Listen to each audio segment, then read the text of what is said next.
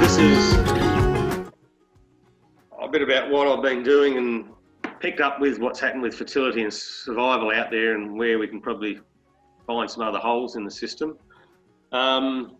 Basically, my aim at the moment is for a merino ewe to stay in the merino flock. As a maiden, she has to rear a lamb in her at the first year of marking. She has to rear a lamb, not get in lamb, but she has to actually get in lamb and rear a lamb to the first lot of marking. If she doesn't rear a lamb, she's out of the system. Some of the numbers that we'll see, my merinos are better because I've been working on those, and my terminal mob, that's a dumping ground. So instead of just selling everything off straight away, I'm sort of keeping numbers up. So my terminals become the dumping ground for a year, and then they get out of the system from there. So it all started off, we scanned for multiples. We're actually scanning merinos. We're scanning our ewes next week, and we're not scanning for feed because, as in a year like this, I'll be stop hand feeding next week, and the ewes will be on grass, so it won't matter. I'm actually doing it for paddock selection and management of mob size for picking out my twinning ewes. So yeah, mob size, like the golden rule now is less than 100, I think, from all the research. Murdoch did come down and do some of these trials on us. We went through some paddocks, and yeah, so everything now I'm trying to find small mobs, or make all my twins into very small mobs. So because I've got a lot of larger paddocks, last year I started playing with electric fences, splitting the paddocks up, so I could actually get my small mobs down under 100 and still have big paddocks later in the season. So the idea was electric fence even for 3 weeks for the first cycle, and if lambs were jumping through and I was having issues, pull it out, but the idea was just for the first cycle. The ewes stayed behind 2 hot wires like that the whole time, for the whole time of lambing. And then when I went and pulled the fence out, they still stayed set in 3 separate mobs for another 3 or 4 days. So sheep that have never seen electric fence, it actually worked very well in the first year. So what came out of that is in the blue.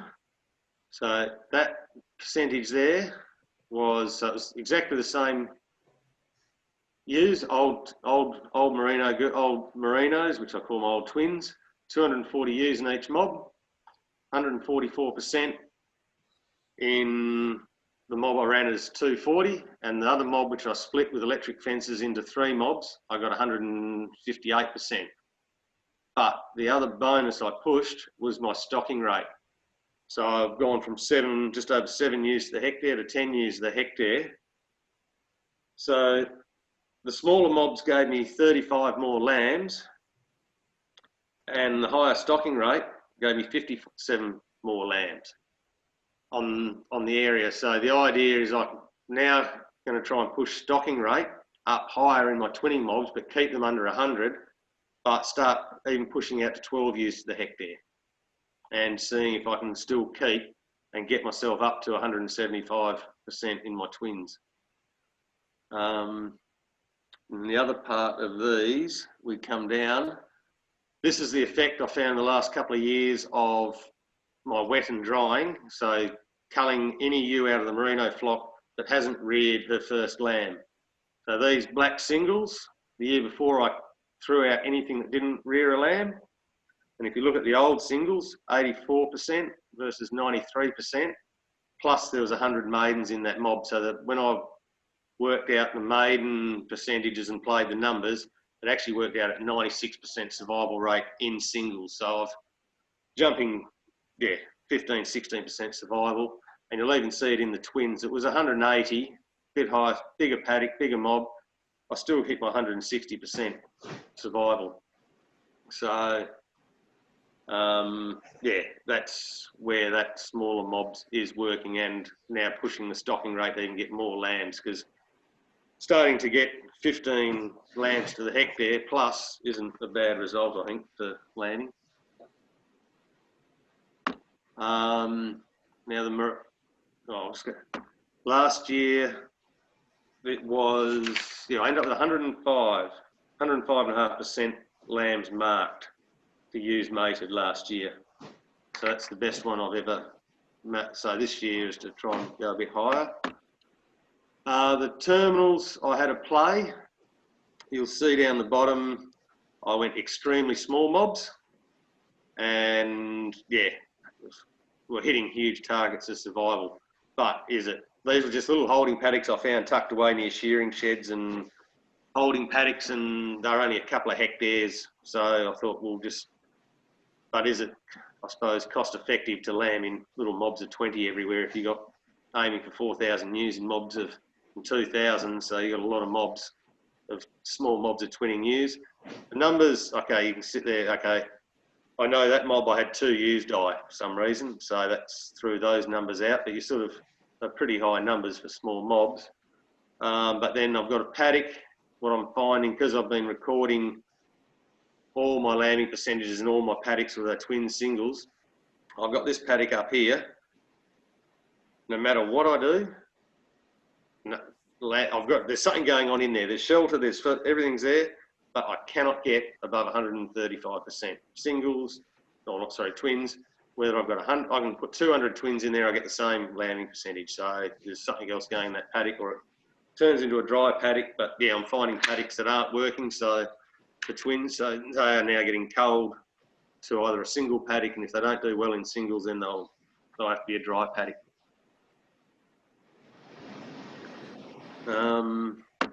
Right, now this next one is just, in fact, for the last few years, we've been using the old coloured discs on ear tags, and we're in the process of going to electronic EID for tracking and tracing all the ewes for their fertility. So I'll have, now at scanning, we'll have this year, I think it's the first year, if we've got enough tags and enough ewes, we'll start getting the history of a ewe, so I can bring her up and see if she's consistently a twin.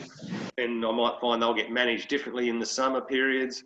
If she's always a single and I need to cull a few sheep, or if she's always single, she can go out of the system. But I was keeping track with these things, but there's another 4 colours in my system, and if you've got 8 colours coming down a race and you try and remember what every single one was for, I think that was bloodline. That was a dry one year. That you forget. So now it's just going to be electronic, and hopefully I'll remember. Or just be able to scan the tag and know what her history is. This year we moved to a 28-day mating. We've been currently 35 days for years, and I went along the line to go to a 28-day mating to shorten it up. I'm wanting to, one thing, reduce the tail in my mobs at weaning, because I want to get my weaning age down. So I want to be weaning at, 85 days or whatever. So I want my lambs between 10 and 14 weeks. So you're averaging 12 weeks, but I don't want to be stretching it further. Hopefully reduce the tail. So the terminals, I've actually pulled them back a week. So I've taken a week off the end of their lambing, and the merinos I've taken a week off the start. So they've both gone, but everything to tighten them up. We will see we're scanning next week, so we'll see what happens. We scanned the terminals the other day.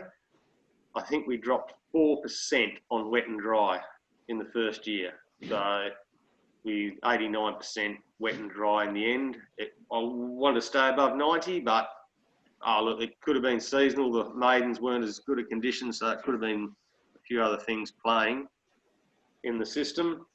And the other reason I want 28 days is when we go to mark lambs, that is a 6-week-old lamb, and I'm sick of picking lambs up at 6 weeks old that are that big. They need to be smaller. And 6 weeks, that only gives my youngest lambs a week old. So the idea I'll pick up a 5-week-old lamb will be lighter than a 6-week, I hope. And this year was the first time we used mineral supplements. I've just went for a loose lick instead of a block. I was trying to work out how I'm going to feed it out in troughs, whatever. In the end, because we were getting showery rain, moisture, I just go out once a week, chuck a bag on the ground near the trough, there was only 200 ewes in that mob. That was a 40 kilo bag, and they licked that up in 2 days. No rain effect, so don't know if it's going to do anything, but it was a feel good this year because we were feeding fairly high rates of cereals or barley. I thought I'd better throw a bit of loose lick in the system, and yeah, it was just simple this year. Just throw it on the ground and they licked it up. Hey Matt, just going to the shorter joining, pushing it back a week. So you're obviously going to have, from my mind, from a system point of view, you're giving yourself more time to grow pasture before you have to lamb, which leads to more opportunities to rotationally graze and push your sheep around and grow more feed and run a higher stocking rate. Are you targeting, is that one of the other aspects? You'll be able to target a higher stocking rate through pushing your lambing back an extra week? Yes, it will probably help with that slightly, but where we are here, I'm lambing in August, and if I'm lambing on the 1st of August and I've got feed issues, I'm either at a ridiculously high stocking rate or the season is that bad. I think I'd be in the least amount of pain compared to everyone else. But my initial aim, because of where we are, my feed availability in those months isn't probably as critical to my stocking rate, but it will obviously help. But my decision was more for a management of a tighter lambing. Oh, well, harden up and run a few more DSC.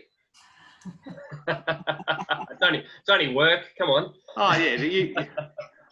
You talk to my bank manager and tell him to give me some money to go and pay these ridiculous prices for ewes. That's why I'm low stocking rate at the moment, because I can't justify spending over $200 a head on ewes when I can actually breed my own at the moment. It does make it interesting as far as the percentage of ewes and wethers you run, I guess. Your exit strategy becomes less important because you've got that many ewes that are effectively dry sheep up till late winter. Your actual capacity to sell dry ewes is quite strong. So, your wethers become less important the later you lamb, as far as an exit strategy. Yeah, what I found down here, the exit strategy that got drummed into us back in the day, in the early days of the sheep's back and planning for systems. When I first started farming sheep here, we'd have what we call a late break. The last couple of years we've had some late breaks, which is probably 6 weeks later than normal. And in that, the old school was, you're not going to, it will reduce your potential stocking rate going into winter. Here, the grass grows at 24 kilos a day in the middle of winter. In the middle of June, July, your grass is 24 kilos a day. It grows. So it's not like if I'm coging up or buoyant, where the later you get into May, June, your germination, you actually still get that cold spell that reduces your grass growing potential. So have done that. Oh, it's late season, quick, sell all the dry ewes, or sell. The only benefit from selling sheep is less sheep to feed. All I do is just buy a bit more grain, keep them ticking over. Once it rains, 4 weeks later, we've got grass and the sheep are off and going. So we don't have, the exit strategy probably isn't as a grand. It may be different if we didn't rain until late July, but at this stage, we haven't had one of those seasons down here that I know of. But even the last 2 years where we've had a breaker season, end of May, I think it was, not last year, was a little bit earlier. But yeah, I've still hadn't managed to get enough grass in front of my sheep for lambing. Well, I reckon I've got a question for Sam and Robbie. If we're going to push the envelope as far as, we've got to grow more feed and we've got to eat it. What are your thoughts? I mean, Matt's pushing his to where he's got, but I think, from the conversation, there's still fat in the system. But, it's how hard, it's all marginal returns as you go higher up, increase your inputs per hectare. But have you got any thoughts, fellas, on that as far as improving the productivity of the business? You go, Rob. You're the best at pushing the envelope.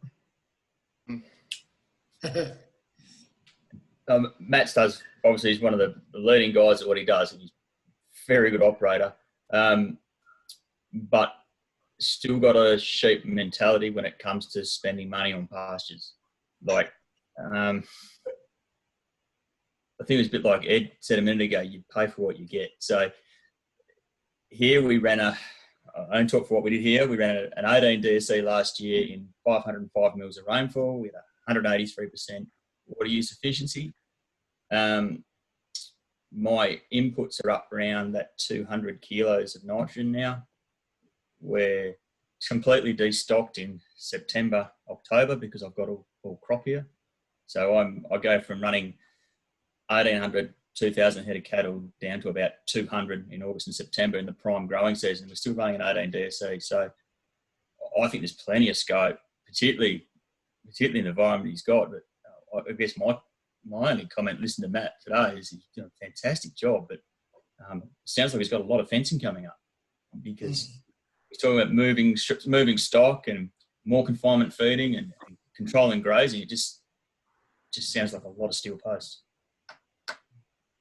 I'll jump in with a comment there.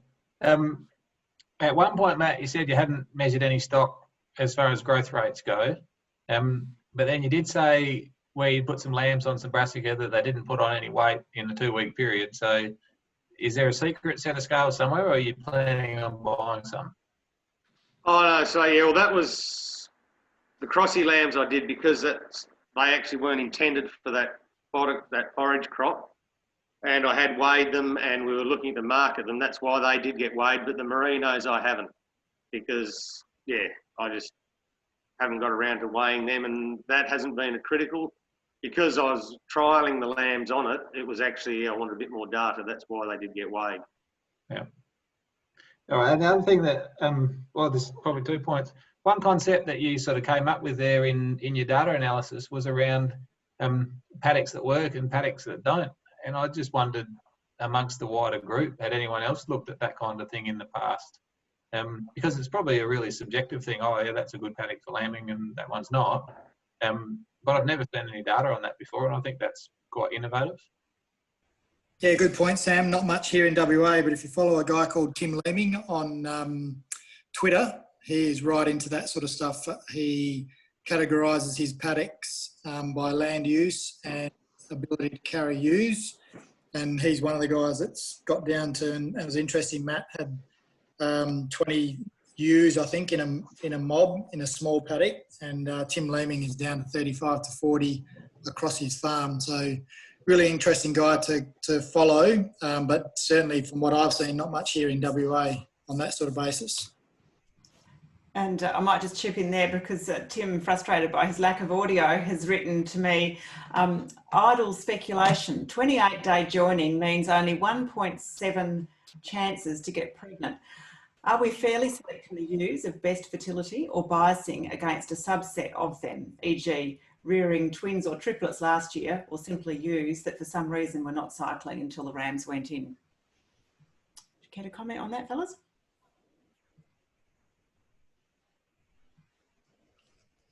I suppose on that, I was watching at 5 weeks, I was watching that last week of lambing. You'd never see any lambs being born. And I think I worked it out the other day, even on my terminals, which I was a bit, not totally disappointed, but I was hoping there'd be a few more lambs there. It was 50 lambs that I'm not going to get. So it's only still a couple of lambs per paddock that I was seeing. But I think because I've been selecting wet and dry, scanning my maidens, they only ever get one chance to stay in. If they don't get in lamb the first year at 5 weeks, they're out. So hopefully we'll still be over the next few years selecting a stronger fertility line for cycling early and get them up and going.